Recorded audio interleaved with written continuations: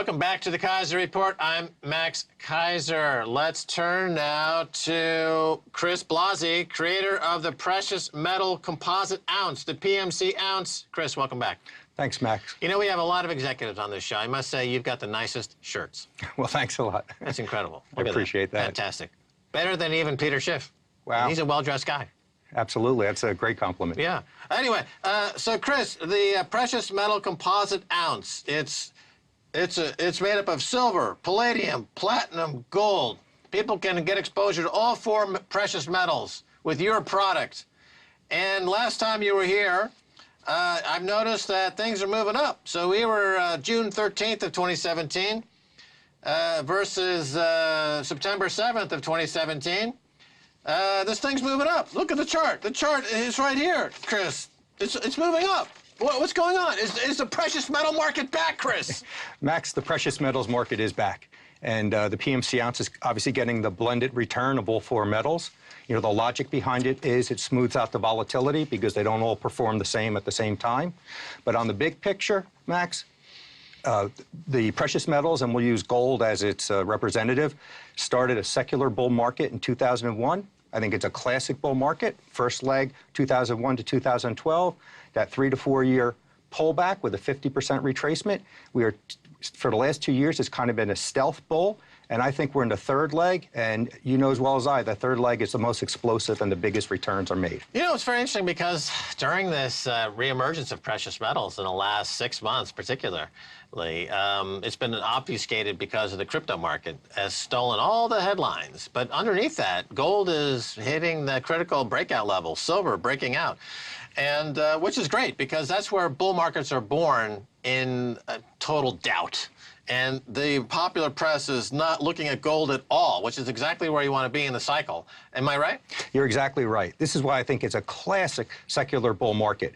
For the last 2 years, the metals have been going up, but stealth. And as you said, cryptocurrencies, as they're very important, they're exciting, and they've stolen all the thunder, all the headlines. So this is exactly what you want. And I can tell you, as a global dealer, there are people who have been gold bulls for this whole market who still are skeptical, even though we're obviously in what appears to be the third leg. Gold bull skeptics. They're there. They're out there. They've been beaten up so bad in the last few years, they're gun shy. Well, I mean, understandable, because we have, of course, a corollary to this would be weakness in the U.S. dollar.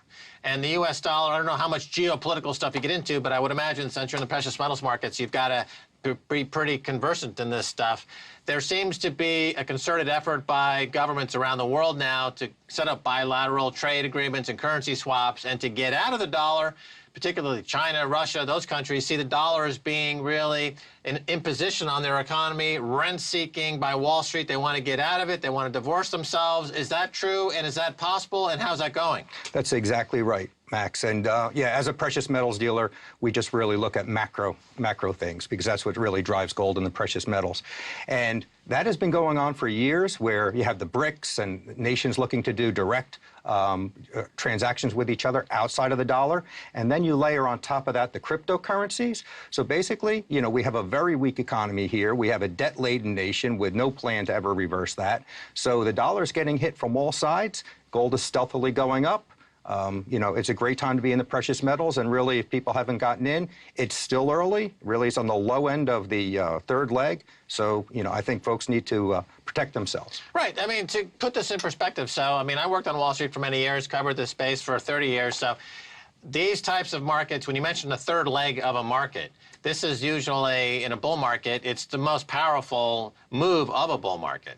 So you're talking about on an intraday basis, it might not be sustainable at these levels, but gold could make a burst up into the $5,000 to $10,000 range. I mean, I don't want to get too hyperbolic here. Not me, of course. You know, I like to keep things nice and calm.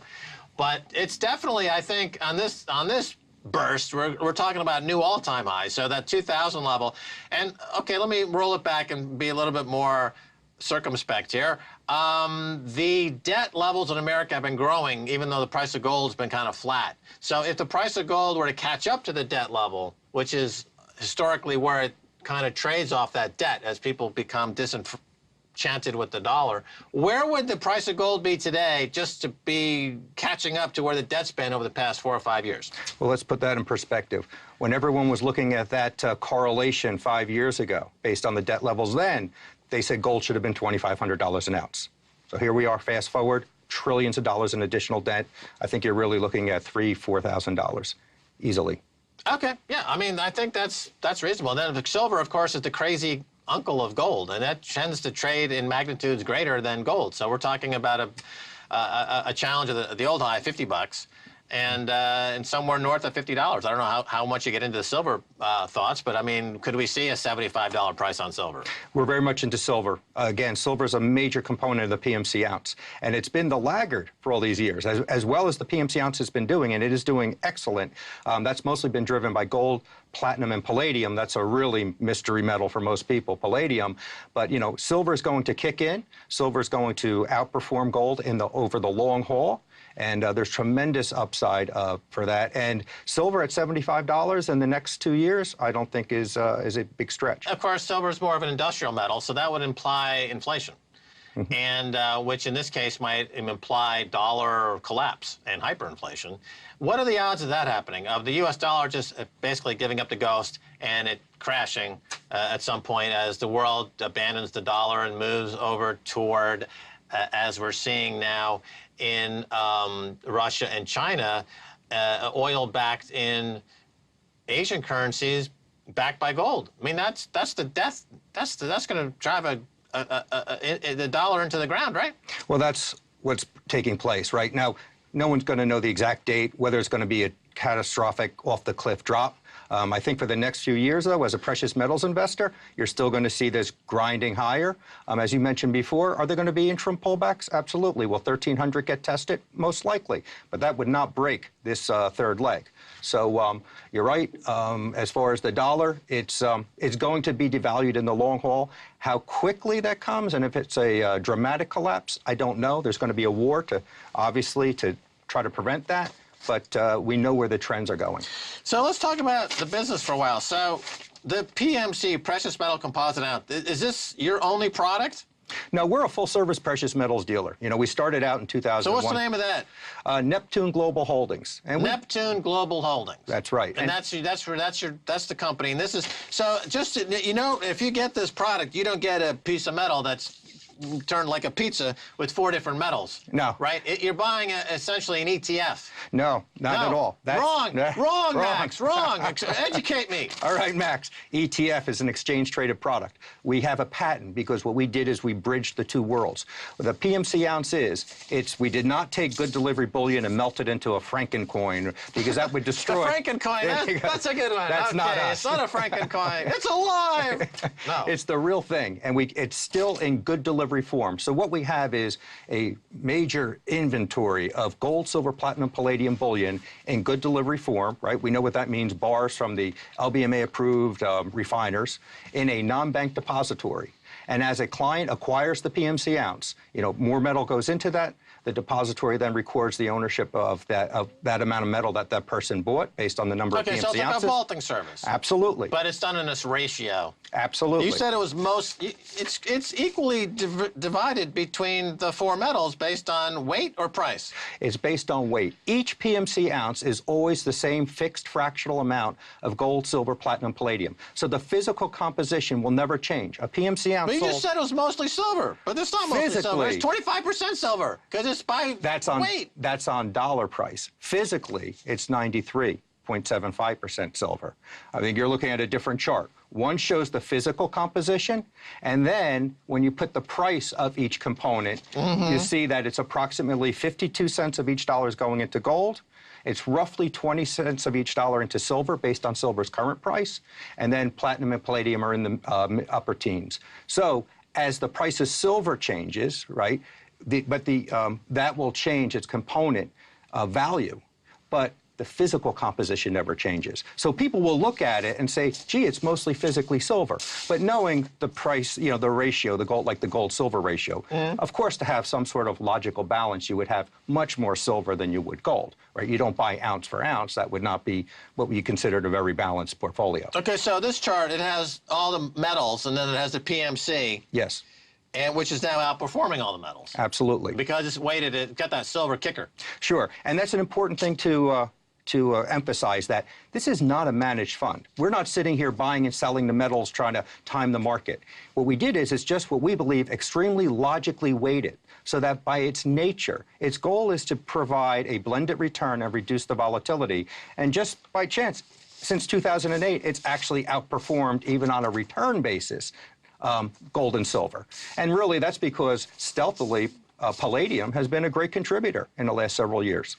Yeah, So, palladium was on a hot run. absolutely. So that's the thing about, these markets, is you really can't know which metal at any given time have a hot hand, might be for whatever reason. I don't know. What was the story with palladium? Was it catalytic converters? Was it batteries? Why were people buying palladium suddenly? Platinum and palladium are a great story, and like silver, they're industrial metals, but two big things, very different.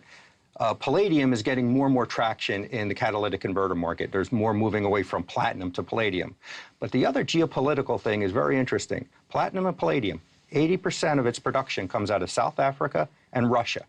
Unlike silver, which is mined around the world. So you have these two critical metals with a huge geopolitical wild card. South Africa is always plagued with labor problems and mining problems, so their production is always in question. And we don't have to go on with what's going on with sanctions against Russia and what that will mean. And on top of that, the actual use of platinum and palladium has been greater than what's coming out of the mines each year. So it's really deficit.